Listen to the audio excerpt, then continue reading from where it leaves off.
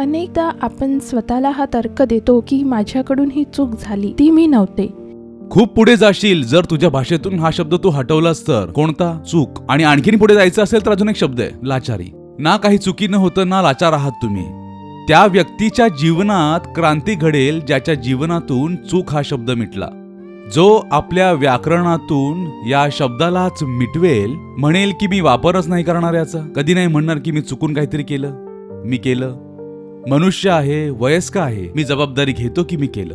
तोंड नाही लपवणार, पाठ नाही दाखवणार. भलेही मग माझ्या आतूनच तर्क उठत असतील की जे झालं ते झालं, संयोगाने झालं, खरंच चूक झाली, जेन्युइन मिस्टेक आहे, म्हणतो ना जेन्युइन मिस्टेक, पण मी मानणारच नाही. मी तर फक्त एक गोष्ट बोलेन, जर मी यात संलग्न होतो तर जबाबदारी माझी आहे. म्हणणारच नाही की मिस्टेक आहे.